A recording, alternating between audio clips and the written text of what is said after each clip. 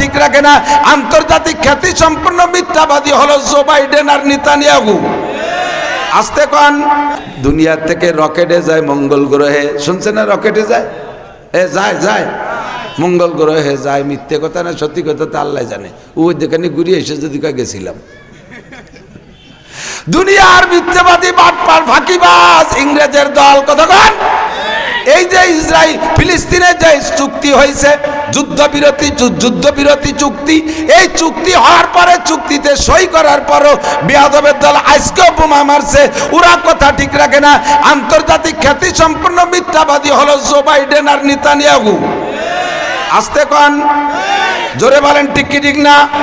এই মিথ্যাবাদীরা আকাশ দিয়ে ঘুরে এসে যদি কয় মঙ্গল গ্রহ হয়ে গেছিলাম, আমরা সব মুসলমান বিশ্বাস করি, কিন্তু আমার নবী মেরাজে গিয়েছিল, এই কথাটা শুনলে কয় না সরাসরি গেল কৃষি গাড়ি টাড়ি নাই, তো সে সময় বিমান টিমান ছিল না, ওই স্বপ্নে টপ্নে দেখতে পারে। দাতাল কবিস কোথাকার। তোর এই সমস্ত মিথ্যাবাদী বিজ্ঞানীরা মঙ্গল গ্রহে যায়, চাঁদে যায়, মধ্য আকর্ষণের স্টেশন বানায়, এই মিথ্যাবাদী কাজা করে আছে কয় তাই বিশ্বাস করিস। আর যে লোকটা জীবনে মিথ্যা কথা বলে নাই সেই লোক কইলে আমি মেরাজে গেছিলাম, তাই মানতে তোমার আবার মাথা খারাপ হয়। আল্লাহু আকবার বলেন না সুবহানাল্লাহ। জান্নাতের মধ্যে একটা গাছ লাগানো হয়ে গেছে, আর একবার বলেন আর একটা লাগানো হয়ে গেছে, বলবেন না সুবহানাল্লাহ? যতবার বলবেন সুবহানাল্লাহর গাছ লাগানো হইতে তালে আছে। এবার ঠাট্টা করে বলে আরে সুবহানাল্লাহর গাছ লাগাও, জমি পাও কোন জায়গা? কার জমিতে তুমি সুবহানাল্লাহর গাছ লাগাও? আরে সূরা তুই বুঝবি না। ফাসাও বা তারা ইদান কাশাফাল গুবারো আপারাসুন তাহতা রিজলিকা আম হিমারো। অন্ধকার কেটে গেলে বুঝবি তুই ঘোড়ার পিঠে বসা না গাধার পিঠে বসা। দুনিয়ায় থাকতে বুঝবি না, দুনিয়ায় থাকতে বুঝবি না সুবহানাল্লাহর গাছ লাগাই কোন জমিনে। আমরা সবাই পড়ব কলেমায়ে তয়্যিবা লা ইলাহা ইল্লাল্লাহ মুহাম্মাদুর রাসূলুল্লাহ।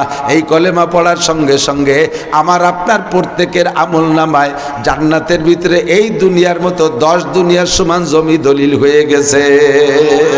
সবাই মিলে এক দুনিয়া না, প্রত্যেকের জন্য আলাদা 10 দুনিয়ার সমপরিমাণ জমি দলিল হয়ে গেছে। কাজে আমার নামে জমি আছে, এবার জমিনে বসে আমি সুবহানাল্লাহর গাছ লাগাই, জমিনে বসে আমি বিল্ডিং বানাই। একবার পড়ব সূরা ফাতিহা, আলহামদুলিল্লাহি রাব্বিল আলামিন আর রহমানির রহিম মালিক ইয়াউমিদ্দিন ইয়াকা না'বুদু ওয়া ইয়াকা নাস্তাঈন ইহদিনাস সিরাতাল মুস্তাকিম সিরাতাল্লাযীনা আন'আমতা আলাইহিম গায়রিল মাগদুবি আলাইহিম ওয়ালাদ-দাল্লিন। আল্লাহর কসম, পড়নেওয়ালার আমল নামায় এক্ষুনি জান্নাতের মধ্যে 7 তলা একটা দালান তৈরি হয়ে গেছে। কয় যে এইটা কীভাবে হয়? ইট বালি পাঠাইলে না, রাজমিস্ত্রি পাঠাইলে না, সিমেন্ট বালি কিছু দিলে না, রড দিলে না, ও জায়গা দালান বানাই কেডা? আরে তোরা যেভাবে বানাইস আমরাও সেইভাবে বানাই। আমরা এখান থেকে সুবহানাল্লাহর বিসি পাঠাই দিয়ে ও জায়গা লাগানোর ব্যবস্থা আছে না নাই?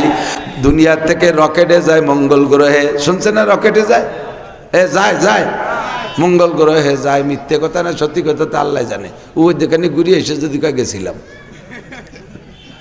দুনিয়ার মিথ্যাবাদী বাটপার ফাঁকিবাজ ইংরেজের দল কতক্ষণ। এই যে ইসরায়েল ফিলিস্তিনের যে চুক্তি হয়েছে, যুদ্ধবিরতি চুক্তি, এই চুক্তি হওয়ার পরে চুক্তিতে সই করার পরও বেয়াদবের দল আজকেও বোমা মারছে। ওরা কথা ঠিক রাখে না। আন্তর্জাতিক খ্যাতি সম্পন্ন মিথ্যাবাদী হলো জো বাইডেন আর নেতানিয়াহু। আসতে কোন জোরে বলেন ঠিক কি ঠিক না? এই মিথ্যাবাদীরা আকাশ দিয়ে ঘুরিয়ে এসে যদি কয় মঙ্গল গ্রহ হয়ে গেছিলাম, আমরা সব মুসলমান বিশ্বাস করি, কিন্তু আমার নবী মেরাজে গিয়েছিল, এই কথাটা শুনলে কয় না সরাসরি গেল কৃষি গাড়ি টাড়ি নাই, তো সে সময় বিমান টিমান ছিল না, ওই স্বপ্নে টপ্নে দেখতে পারে। দাতাল কবিস কোথাকার। তোর এই সমস্ত মিথ্যাবাদী বিজ্ঞানীরা মঙ্গল গ্রহে যায়, চাঁদে যায়, মধ্য আকর্ষণের স্টেশন বানায়, এই মিথ্যাবাদী কাজা করে আছে কয় তাই বিশ্বাস করিস। আর যে লোকটা জীবনে মিথ্যা কথা বলে নাই সেই লোক কইলে আমি মেরাজে গেছিলাম, তাই মানতে তোমার আবার মাথা খারাপ হয়। তুই বিশ্ববিখ্যাত সিটার, ঠিক কি ঠিক না? আমার নবী আরশে আজিমে গিয়েছিলেন, সিদরাতুল মুনতাহা গিয়েছিলেন এই মাসে। আজকে তো 22 তারিখ, আর মাত্র 5 দিন পরে 26শে রজব দিবাগত রাত্রে গিয়েছিলেন। এই মঙ্গল গ্রহে যে যায় তারা রকেট নিয়া, নভোচারীরা মঙ্গল গ্রহে যায়, ধরে নিলাম যায়, এবার যেই রকেটে যায়, রকেটটা কতটুক? রকেট অনেক বড় না, 3 থেকে 4 জন যাত্রী ধরে। এর ভিতরে ছোট্ট রকেট, গতি খুব বেশি, ঘন্টায় 32,000 কিলোমিটার যায়। 1 ঘন্টায় 32,000 কিলোমিটার যায়, খুব দ্রুতগামী যানবাহন। রকেটটার টাঙ্কি অতি ছোট। বাংলাদেশ থেকে একটা বিমান ছাড়ে, অনেক বড় বিমান, 600 যাত্রী নিয়া। এই বিমানটা এক টাঙ্কি তেল বাংলাদেশ থেকে লোড দিয়া, এক টাঙ্কি তেলে আমেরিকা যাইতে পারে না, 16 ঘন্টা লাগে আমেরিকা যাইতে। মাঝখানে কোনো দেশে ল্যান্ড করে সেখান থেকে আবার তেল লোড দেয়, তারপরে আমেরিকা যাওয়া লাগে। এত বড় বিমানের এত বড় টাঙ্কি ভরে লোড দিয়া মাত্র 16 ঘন্টা তাই সে যাইতে পারে না, মাঝে তেল নেওয়া লাগে। আর এই রকেটটা পৃথিবী থেকে উড্ডয়নের পরে মঙ্গল গ্রহে যাইতে লাগে একটা না 6 মাস। মাঝখানে কোনো তেলের পাম্প নাই, মাঝখানে কোনো ফাঁকা আকাশে চার দোকান নাই, ও জায়গায় নামিয়ে দাঁড়ায় খায় একটু জিড়ে টিড়ে তেল পানি নিয়ে পরে যাবে, এরকম কোনো ব্যবস্থা নাই। উড়তেই থাকে একটা না 6 মাস ওড়ে। তার ছোট্ট একটা টাঙ্কি, ওর ভিতরে তেল কট্টুকি বা ধরে। এই এক টাঙ্কি তেল নিয়ে নিশ্চয়ই একবারে 6 মাসের পথ যাইতে পারে না। মাঝখানে যে তার অবশ্যই তেল বারবার ফুরাইয়া যায়। ও জায়গা থেকে তেল পায় কোন জায়গা? আকাশে কোনো তেলের পাম্প আছে? আছে কোনো জায়গা তেলের পাম্প নাই। তেল পাই কোন জায়গা? এই সায়েন্স পড়া একজনের জিজ্ঞেস করছি, তোরা তো সায়েন্স বিজ্ঞান পড়িস, কত এই টাঙ্কিতে তেল ফুরাই গেলি, রকেটে তেল নাই কোন জায়গাতে? ও খানিক চিনতে ওই বুঝে উঠতে না পারে, কয় ফিরে এসে নিয়ে যায়। আবার আইসিয়ে তা আবার আইসে নিয়ে গেলি তো ওই জায়গাতে পুরো আসে কি রে? কয় তাদের নাকি রে, যা আমারে করি বেড়া, আমার তো যা লাগে না সাথে। কিছুদিন পরে দেখি পত্রিকায় পেয়েছি এই তেল পাই কোন জায়গা? ওই রকেটটা আকাশে যে যান্ত্রিক সমস্যাও হতে পারে, দুনিয়া থেকে বিজ্ঞানীরা ওরে উড়াই দিয়ে কম্পিউটার নিয়ে বসে থাকে, কম্পিউটারের ভিতরে সব দেখতে পারে। রকেটটা কত দূর গেল, যান্ত্রিক করে সমস্যা হলে এই কম্পিউটারের ভিতরে সিগন্যাল দেয়, যে পার্টসের সমস্যা হয়েছে ওই পার্টসটা সেরে দেয় জমিনি বসে পার্টসটা সারে, আর ওই জায়গায় রকেটের ইঞ্জিন সারা হয়ে যায়।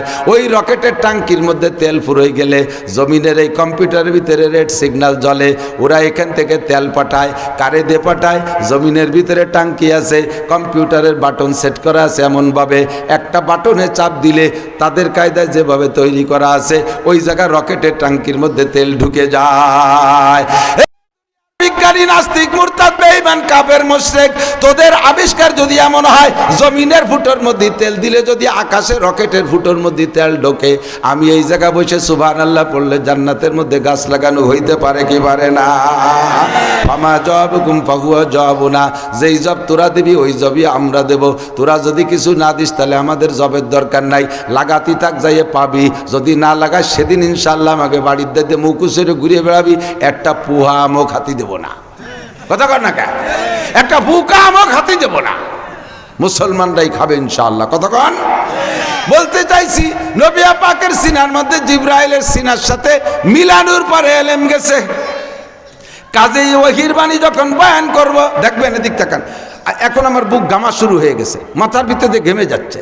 আপনারা শীতে চাদর গাইতে মাথায় মাফলার বাঁধে বসে আছেন, আমরা আস্তে আস্তে ঘামিয়ারে টাটারে খুলতি, তাই এক একটা করে খুলতে থাকি। কেন ঘামি? নবীর পর যখন জিবরাইল ওহী নিয়ে আসতো, প্রচণ্ড শীতের ভিতরে সাহাবাই কেরাম কম্বল গাইতে বসা, হুজুরের সারাটা ঘামে যাইতো, কান বেয়ে বেয়ে কলি বেয়ে দাড়ি বেয়ে পানি পড়তো ঘামিয়ে ঘামিয়ে। ওহী যখন নাজিল হয় তখন এভাবে ঘামতে থাকে, ওহীর একটা পাওয়ার আছে। তেমনি বক্তারা যখন কোরআন হাদিসের বয়ান করে, আরে বাতাস দেয়,